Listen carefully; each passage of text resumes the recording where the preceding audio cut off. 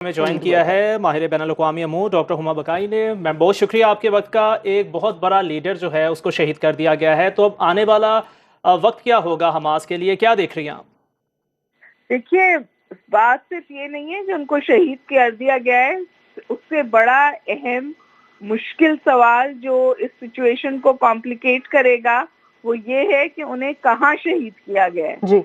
उन्हें उनकी public appearance के बाद जो उन्होंने की थी इरानियन प्रेसिडेंट की हल्फ बर्दारी में, ये उनकी बहुत अरसे बाद एक पब्लिक अपीयरेंस थी जिसमें उन्होंने ट्रैवल भी किया और वो वहाँ नजर भी आए, और उसके अगले दिन उन्हें तेहरान में ईरानियन लैंड पर खत्म किया गया। तो ये ललकार सिर्फ हमास के लिए नहीं है, ये हमला सिर्फ हमास पर नहीं है, ये हमला तो इरानियन सोवरेनिटी पर है क्योंकि ईरान की टेरिटरी वायलेट हुई है।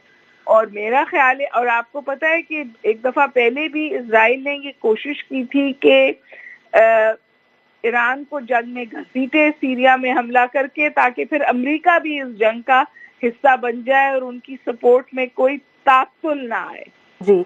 लेकिन अब जो ये उनको ईरान में एलिमिनेट किया है, इससे तो सूरत हाल मखदूश होगी।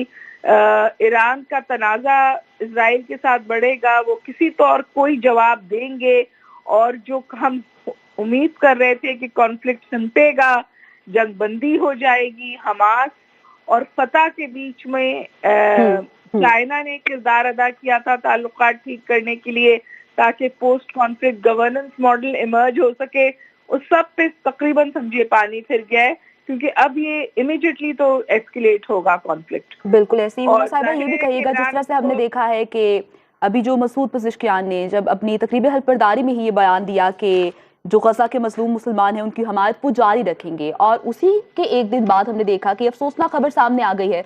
तो आपको क्या लगता है कि ईरान की जानिब से अब इस पर क्या एक्शन लिया जाएगा? जिस तरह से वो कह रहे हैं कि तहकीकात की जाएंगी और बाकायदा तौर पर हकायक मंजर आम पर लेकर आए जाएंगे, तो क्या एक सॉलिड एक्शन भी लिया जाएगा इसराइल के खिलाफ? देखिए, ईरान पहले जाहिर के केस को इन्वेस्टिगेट करेगा और देखेगा कि उसके अंदर से किस तौर की कंप्लायंस थी, क्योंकि जाहिर है कहीं तो कोई सपोर्ट थी कि इजराइल ये कर पाया।